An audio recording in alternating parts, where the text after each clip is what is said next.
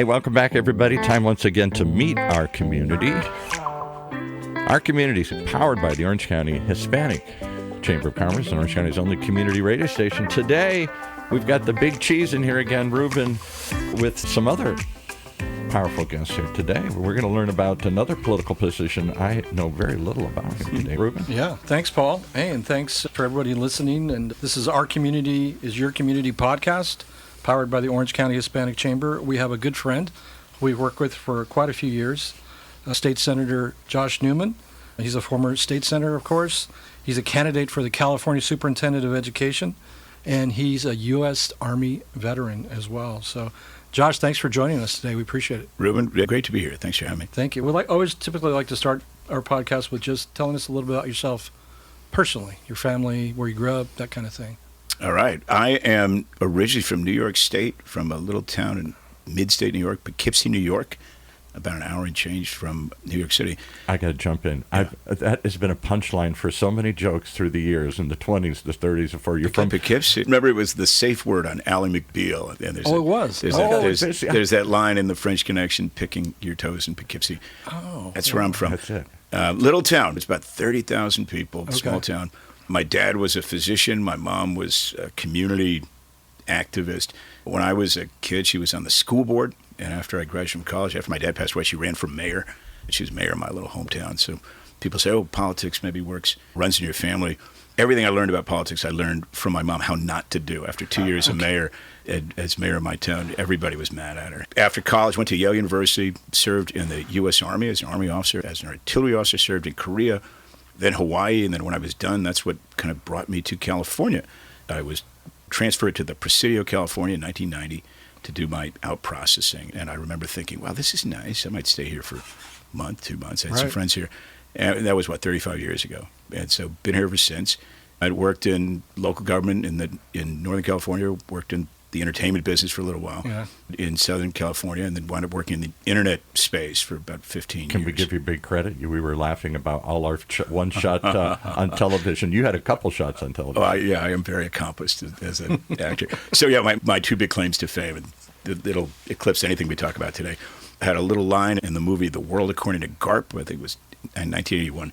But more importantly, I'm one of the guards in the scene in Austin Powers' International Man of Mystery that gets shot by the fembots. You got my vote immediately. There you go. And if you watch the scene, you can see it's really deep. I think I brought a real kind of emotional intensity and thoughtfulness to that role that I think is really useful. Laurence Olivier was very jealous of that.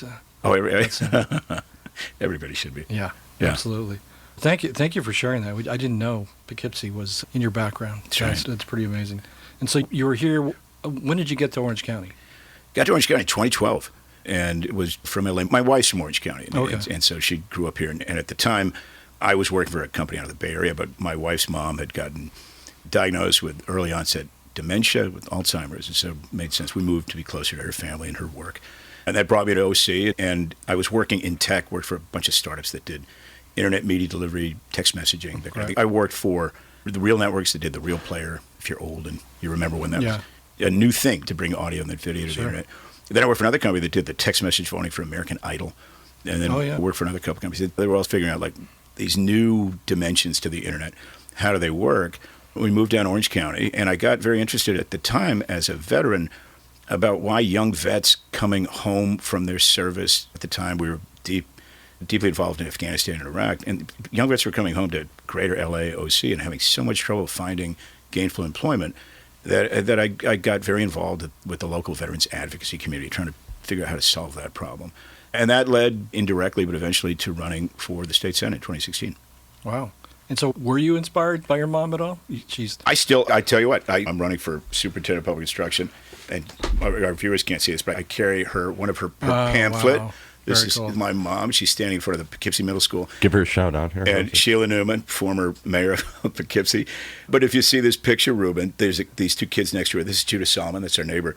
The kid with the really bad haircut and the ugly down jacket, that's me. Oh. That's 7th grade me on my mom's flyer. Yeah, I mean, that's awesome. It's cool. Okay. Moms always have a big role in your lives, and great parents, great teachers, great coaches, right? Those are the type of people that challenge our students to do things. I had the pleasure of meeting Jaime Escalante years ago. Stand and deliver. And just a great man. And but when he tried to teach calculus to kids in East LA, he got pushback, right? They told him, you can't teach calculus to kids in East LA. You just can't do it. They're not going to learn it.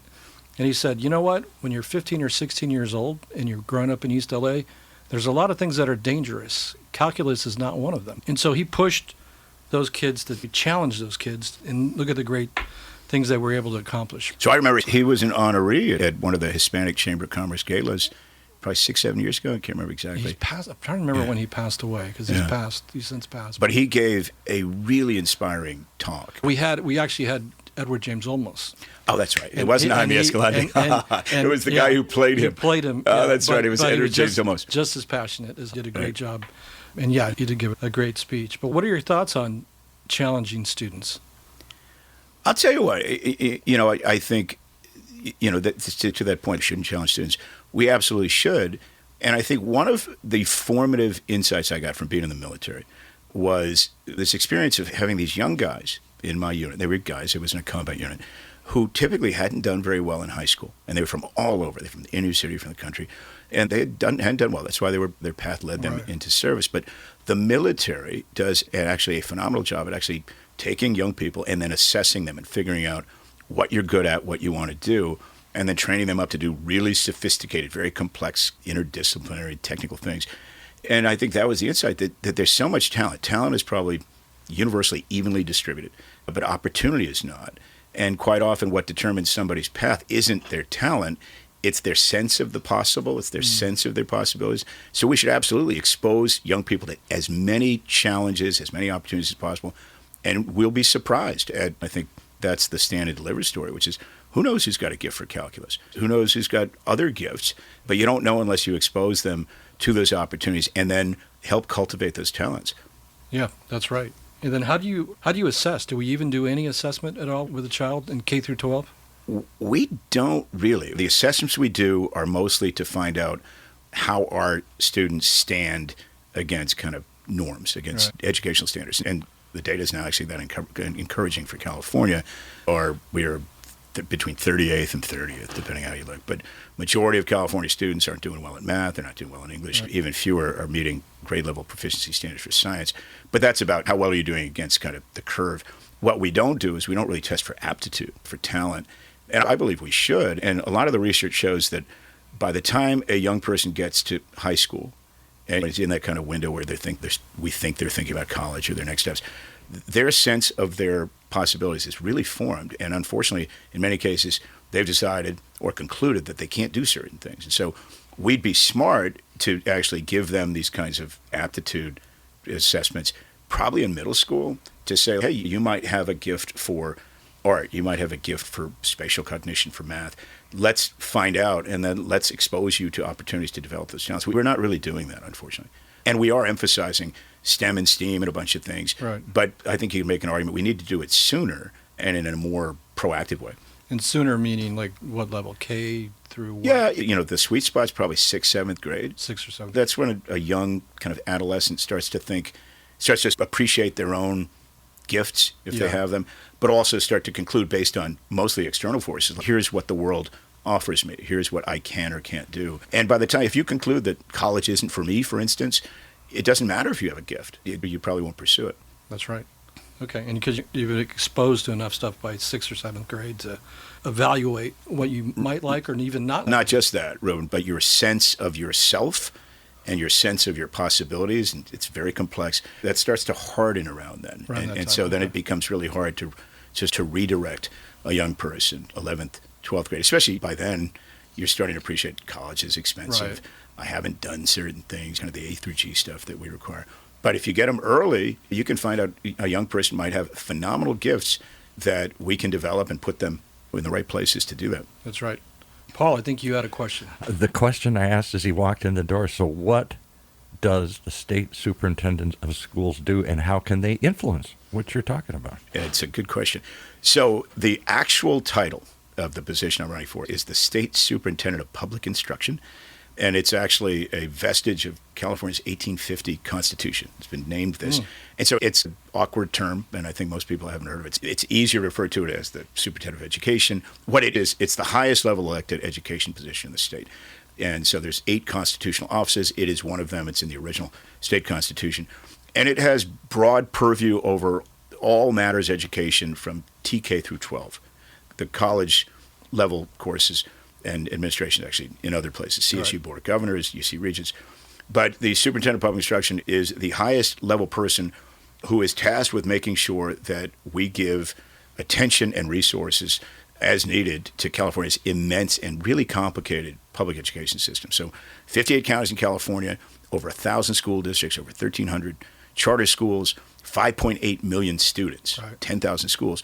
So we have this really complex system, and we have always emphasized local control, giving maximum autonomy to local districts. But the superintendent is in charge of the California Department of Education, and that is the body that is tasked with making sure that every school district has the resources it needs, but also the guidance, oversight, and accountability that we should have to make sure that every kid in California gets the same quality of education. So what is that interaction like with, like, for instance, we have Dr. Stefan Bean, who's the superintendent of education here for Orange County. Right. So what would the interaction be between him and you being superintendent of schools? Also a good question. So the state superintendent of public instruction works closely with the State Board of Education, the members of which are appointed by the governor, and oversees the California Department of Education. And then you have 58 counties, and Stefan Bean is the superintendent, the elected superintendent in Orange County. And so there's, I guess the way to answer the question is there's the theoretical and then the practical. In theory, the superintendent should be a resource and a conduit for information, for resources, for guidance, for best practices. In practice, there's a lot of disconnects in this system. And so what is, I think, desperately needed when you think about the size, scale, scope, and variety in California is we need better connectivity in both directions, top down, but also bottom up, so that we're having smart and collective conversations about education, so that we have practitioners who have found good ways to educate kids and the resources necessary.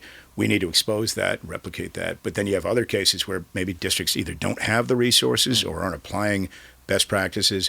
We need to make sure that we get attention to that as well. And that's the task, but it is far less than perfect now. That begs the question with the discussion of the federal Department of Education being dismantled. What is the current role of the superintendent of California working with the Department of Education? Is there one? There's a bunch of legal requirements. Right? So there are a bunch of we get federal monies, and there are compliance requirements. Then there's Title IX, Title VI, civil rights requirements. So there's a lot of compliance that comes into play, and that becomes a core activity of the California Department of Education. But the federal contribution to California's education budget, it's actually not huge. It's about 8%.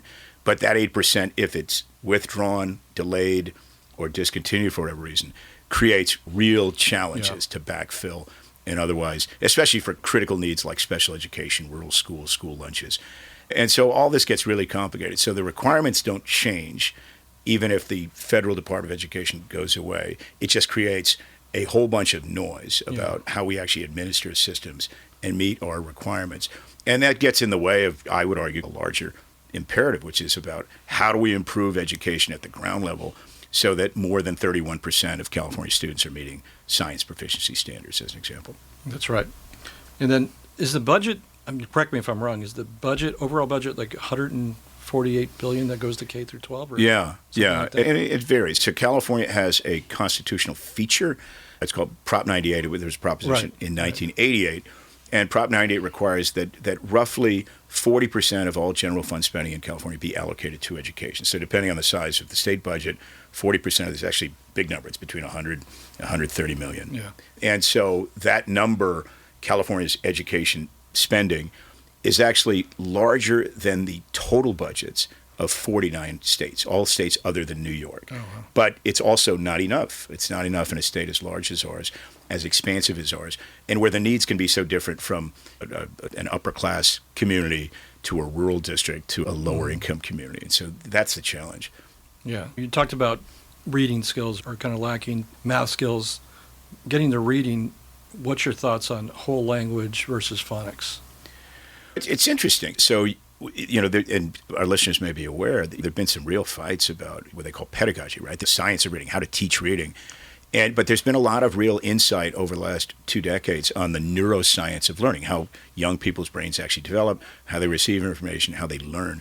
And the science seems to suggest very clearly that phonics is the better, more efficient way to teach reading. And so there was legislation last year in the legislature that actually promulgates the new approach to embrace the science of reading.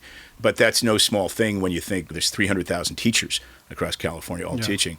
So we have to figure out, how do we update curricula, teaching practices to account for these insights and make sure that every kid is getting the optimal pedagogy, teaching techniques. That's right. I don't want to sound dumb, but explain phonics versus the other one you mentioned here. Whole language. Whole language, yeah. Go ahead, Ruben. Go for it. I'm going to the expert. You sounded. All I know is Hooked on Phonics was a thing you could buy. Well, phonics. I could explain it, but I don't think I'm going to do it. The Hooked on Phonics was, remember back to, I guess, when we were probably, I don't know, 80s, maybe 80s. It was based on the insight that words, you learn words by learning parts of words. You learn words by learning sounds and the sounds that letters make. And so that phonics is a very straightforward approach. Let's teach the basics, the nuts and bolts, and use that as the foundation for teaching reading. Whole child learning is a more holistic approach that says kids are coming from different places, different cultures. Let's take all that into account and then develop an approach that is consistent and amenable to like where you find them. And that is, I think, very compassionate, but it turns out it doesn't work. It's not working as well as phonics. And so that's what the research seems to prove. And how does that compare to immersion? Because so many charter schools say, I'm going to put you into a Chinese immersion program. The kid can't speak Chinese at all, but they're going to pick it up because we're going to talk Chinese all day. So this is also a really interesting thing. California, most diverse state in the country, has more than 100 people, or 100 languages. 100 languages represented. More than 100 people. And so it's got way more than 100 people. Just a couple. It's got 39.5 million people and 5.8 million kids. Yeah. And so dual language immersion is an approach to teaching that says that we will teach in a language other than English, for usually through 5th, 6th grade, and create fluency in 2 languages. And that works in 2 directions, right? For an English speaker, you get the experience of learning another language. For a non-English speaker, you get the benefit of learning in your own language while learning English as you go. And the science of that is actually really interesting. It turns out there are different parts of the brain that respond differently to different inputs.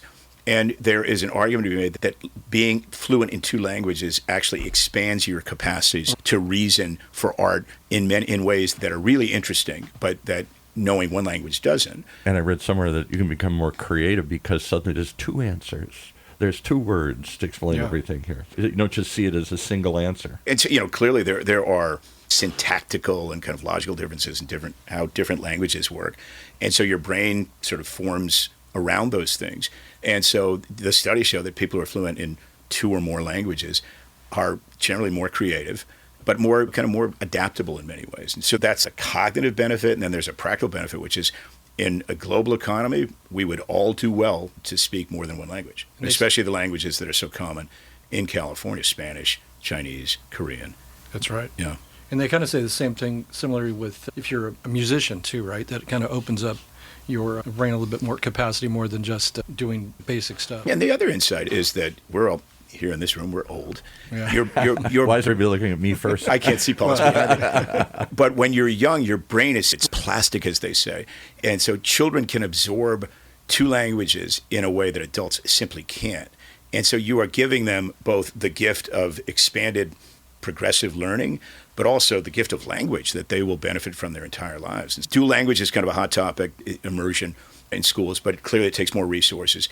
And then there's a political backdrop to it. It was fairly recent in California. It was the law of California that English was the official language and you couldn't teach in other languages. That's no longer the case. But the next logical step there is let's teach every kid 2 languages. And we as a state and those young people will be better for it. And what about the arts? Ruben brought up the arts. We just had the NAM show here, the National Association of Music, whatever it is, Merchants or something here, the big industry show for the whole music industry, instruments, musicians, recording, everything else. Our biggest convention here. Biggest convention. And so the CEO was on the show here, and he said, why are we cutting back arts? Kids learn more if you teach them all sorts of artistic stuff here. Right. And so in California, we're not cutting back on arts, especially to the extent that we had a Proposition think 5 years ago, Prop 28, that actually allocates a share of that 40% specifically to the arts. But it has to be new spending under the law. And there's lots of pressures on school districts, and you have to make choices given the resources at your disposal. But the arts are not only wonderful on level, but it has that same attribute as teaching a language, which is it's expansive. It's beneficial to learning, to cognitive development, to have that other outlet. And again, we don't know who's got great talents. And Venezuela is sort of in the news lately, and Cuba. But in each of those countries, they really emphasize the arts and classical music. And it turns out it correlates, right? A kid who learns how to play a classical instrument can do things that a kid who doesn't can't. And it's really interesting. That is interesting. How do you think your time in the legislature helps you with this role? What is your interaction going to be like with your former colleagues?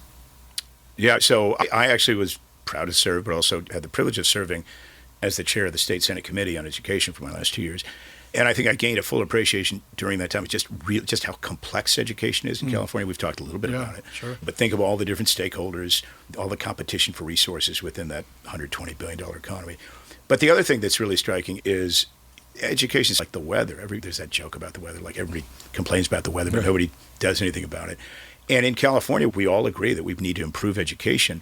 But in the sort of the legislative world, it's really complicated. There's so much else going on that it demands leadership. Somebody has to be the voice to elevate these issues and then connect the dots horizontally within Sacramento. We're going to have a new governor. You've got committees in the legislature that participate in education policy, education funding. Somebody has to really push hard if we're going to make progress on some really basic things, I would argue. You can argue that schools should do three things. One, prepare students for the workforce. Right? College isn't their pathway. Two, college-level education, where it would take you if that's appropriate.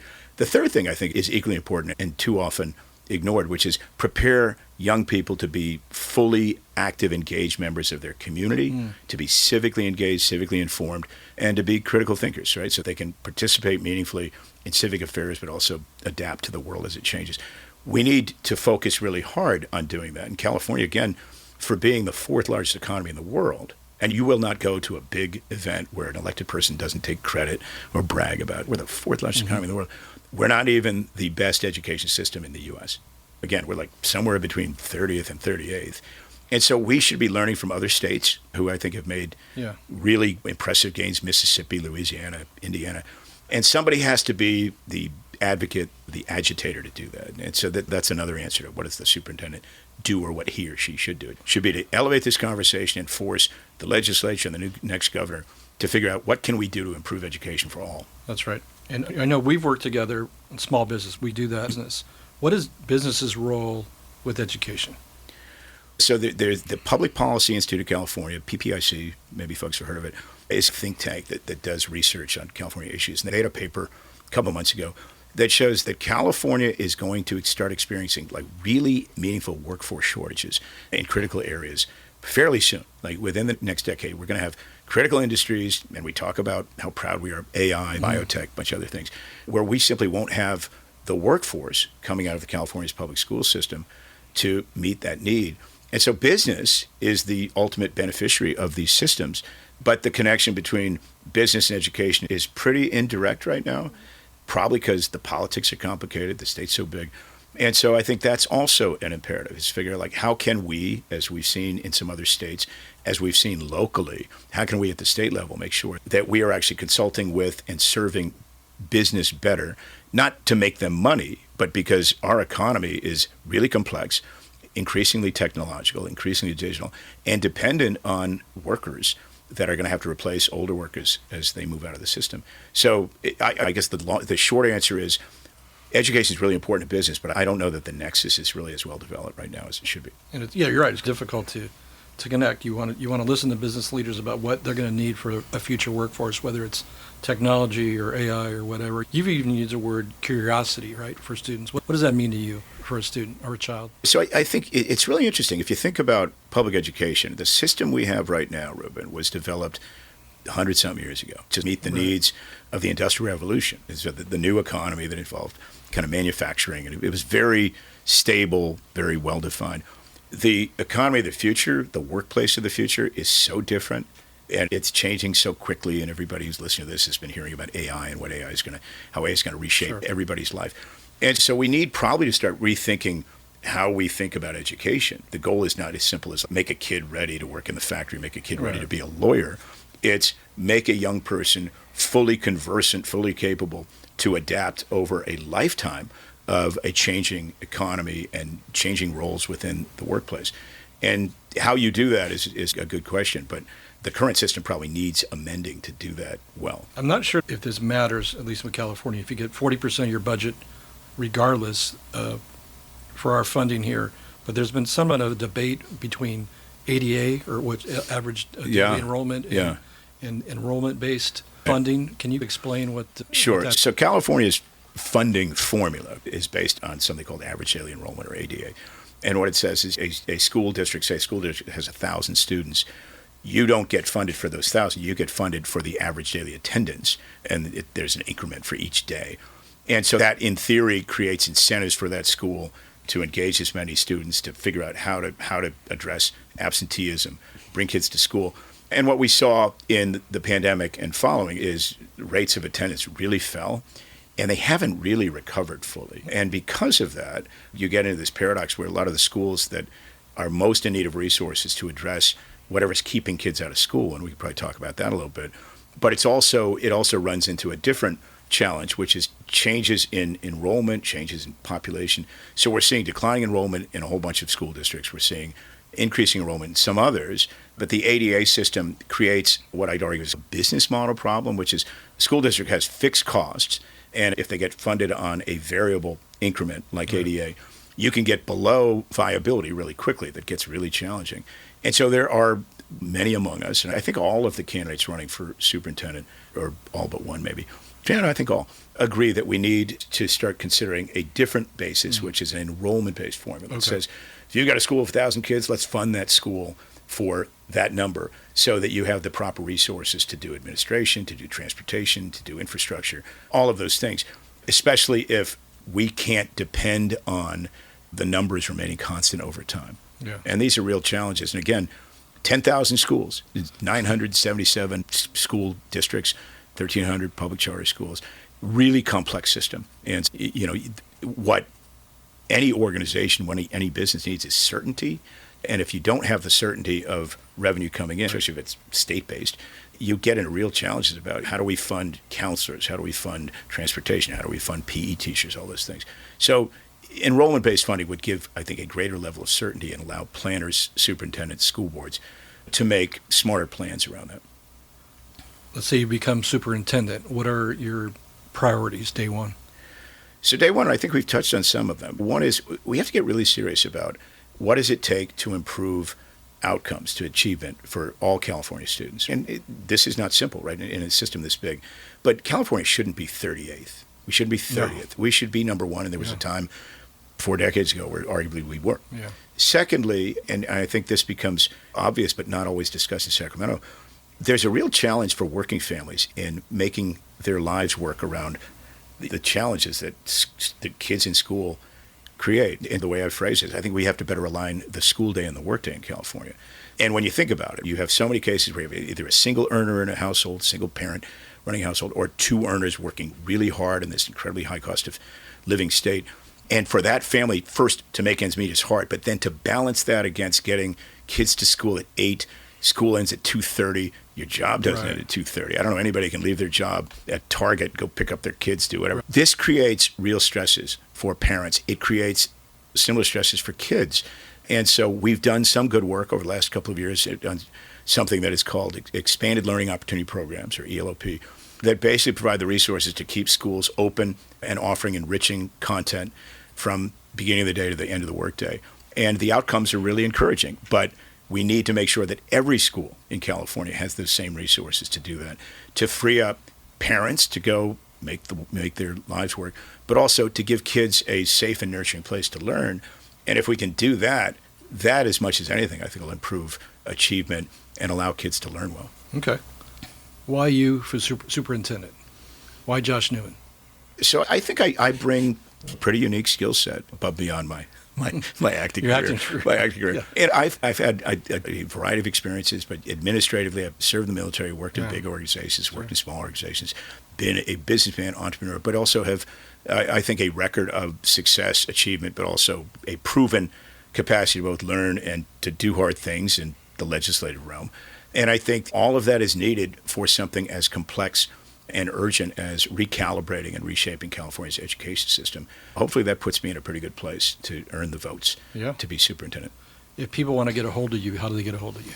So my website for the campaign is newman4spi.com, all letters, or you can email me at josh@newman4spi.com. Josh, we want to thank you for being on. We want to thank you for the partnership we've had with you all these years. As a Hispanic Chamber, we've worked on a couple things, the North Star Project being one of them, right, and other things, helping our small businesses and helping our community. So we appreciate it. We appreciate the time we spent with you here today and everybody here listening today. And thank you. Good luck with the race, and we'll see you. Let me make one more plug. Go right ahead. It's not for me. Good to do it. So whether you have kids in school or not, we all have a stake in public education. Yes, we do. And so I think that often gets forgotten, but it's really important. But thank you for having me today. Thanks for being on, and everybody else, thanks for listening. Appreciate it. Hang on.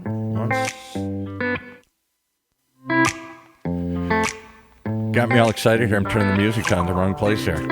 What an interesting conversation is exactly why you should tune in each and every time to meet our community. Powered by the Orange County Hispanic Chamber of Commerce and Orange County's only community radio station, OCTalkRadio, streaming live from our studios here at the University of California, Irvine's Beale Applied Innovation Center.